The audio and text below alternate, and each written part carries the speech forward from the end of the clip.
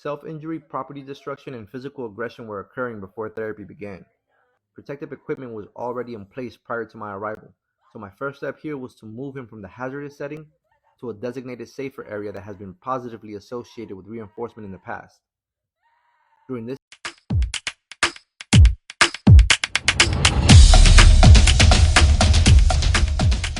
Hey special family, welcome back to another video. If you're new here, I'm Autism Mom, and on this channel we talk about autism and everything in between. Today we're doing another fair use reaction video. Let's take a look at the video. Self-injury, property destruction, and physical aggression were occurring before therapy began. Protective equipment was already in place prior to my arrival, so my first step here was to move him from the hazardous setting to a designated safer area that has been positively associated with reinforcement in the past. During this phase, I use non-threatening body language by sitting at a safe distance, making sure I don't crowd his space, yet close enough to show that I'm available for him. I limit verbal redirection to prevent it from being perceived as a demand, which could escalate the situation. It's important to use a neutral tone of voice and avoid lengthy explanations during a crisis. 5 minutes go by with no severe behavior, so we attempt to transition back to his room. I continue to respect his space, remove protective equipment, and focus on creating conditions that might motivate him to engage with me. I observe social cues indicating he may be ready to interact. I then invite him to engage, but remain mindful that if I were to observe any signs of resistance, I'll be ready to take a step back and meet his needs. My goal here is to rebuild rapport and gradually return to skill-based treatment, ultimately turning a crisis into a learning opportunity. So this video was taken from this Instagram page and handle. Go ahead and give them a follow. He's an ABA therapist, and he's basically showing you the effects or benefits of ABA therapy. I am an advocate of ABA therapy because since Ramsey started ABA therapy, Ramsey is my 13-year-old son who has been diagnosed with autism since he was 2. But since he started ABA therapy, his communication has improved, his independence has improved, and me dealing with his meltdowns has improved due to learning skills from ABA. And when you're in a supermarket, let's take that for example, and you see a child with autism having a meltdown in the supermarket, or may it be in a public place, you see the parent not engaging or touching the child and letting them vent out or take it out.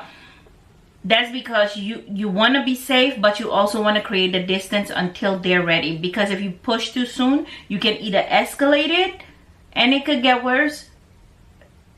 You can just escalate it, period. They're not calming down. So you sort of got to kind of watch it and see when they're showing you cues that, okay, we can interact now. That's literally what's happening with parents of special needs kids. So when you see that in person, you can pick up some of the things that he's saying that we as special needs parents do with our kids in public when they have a meltdown. Let's go to the comment section, because I love the fact that he's able to show this online and show you guys how he as an ABA therapist handles a meltdown. And I'm also thankful to the patient's parents for letting him show special needs parents what ABA entails and what different methods can be used in ABA for a child with autism who has a meltdown. Because as you know, or as some of you know, ABA is not well received in the autism community. There's a lot of rhetoric around ABA, and I have never experienced it. I'm not taking away from the people who did experience something bad with ABA, but personally, from my family's angle, we have not. It's only been positive in our lives. So I don't want to take away from those people, so I can't speak for them. I'm just speaking for us as a household. We have had a good experience. Let's go to the comment section. First commenter says, ABA is not abuse. What you're doing is perfect. That is ABA. The amount of times I had to roll my eyes because people would attack people in the field of ABA is ridiculous. Especially on TikTok, they attack ABA therapists really bad. And if you as a parent lets them know that your child does ABA, oh, they're coming for you. Next commenter says, keep bringing this. this very important content to the world. This is ABA for what it should be, and the world needs to see that it's not abuse. I love that you're able to do this. Thank you for all you're doing for our field. The ABA coach replied, thank you so much for your kind words. It's a privilege to be in this position that we are in to make a difference in people's life, one post at a time. We will change the perception surrounding ABA. I am here for it. Next commenter, I wish you were located closer. The ABA coach replied, I'm working on something that will allow me to be help to everyone. I have faith this will happen soon. I'm hoping so too. Next commenter, not to poke holes. I would like to see how the protective gear was put on the hands and the kiddo was directed to the trampoline without kicks, hits, and scratches. The ABA coach replied, thank you for all your questions. The gloves are the family's way to keep him from property destruction, which has resulted in injury in the past.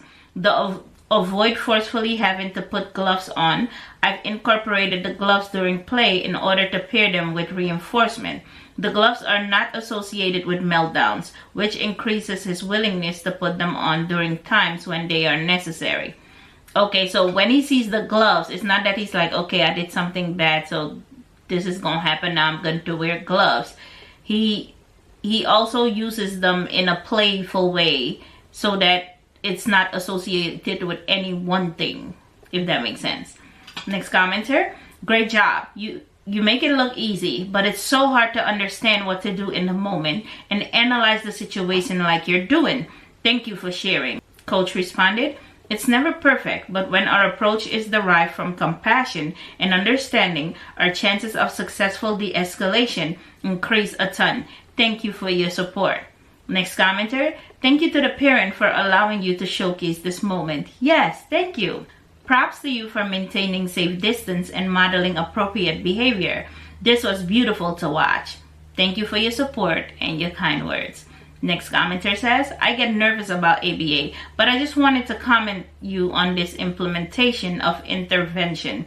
Chef's kiss. I've learned a lot over the years and look back at my time in ABA with grown knowledge, especially of trauma. I told you. The nervous system and neurodivergence, and I cringe sometimes at myself. To the question about reinforcement, the most positive reinforcement is the association of safety and modeling skills in self-suit. Aggression is the flight or fight response, period. Yeah, we can figure out the function later once their nervous system is regulated. Most of the time, that's what they need anyways. So the coach responded, great question. We are conditioned to assess the ABCs of destructive behaviors. However, there are many factors that fall outside of our scope that we can't account for, which occasion severe behavior, i.e. medical factors. This is especially true in children on the spectrum with deficits in expressive language. When our approach is rooted in functions of behaviors, we run the risk of punishing a child's attempt to communicate his needs by categorizing his behavior to be escape maintained. So to answer your question, in this case, the original setting was hazardous and self-injury was of high magnitude, so my priority is his safety. It's also worth mentioning that even if his behavior is occasioned by demands being placed, a compassionate approach and a focus on rapport will also result in a decrease in escape maintenance behavior as well. Great rapport is more willingness to do non-preferred things because there is trust. Okay, well said. Next commenter, as a speech-language pathologist, I really appreciate your approach to ABA therapy. So often it is nothing like this, but I can tell you really understand behavior and take the time to learn the children and their personalities. This is really what ABA should look like in order to be helpful and collaborate. Great job. Let me know in the comment section below what your take is on ABA therapy. Personally, like I said before, I love it. It has helped us tremendously. But what is your experience with ABA therapy, and does your child take ABA therapy? If not, why? Catch you in the comment section. Bye.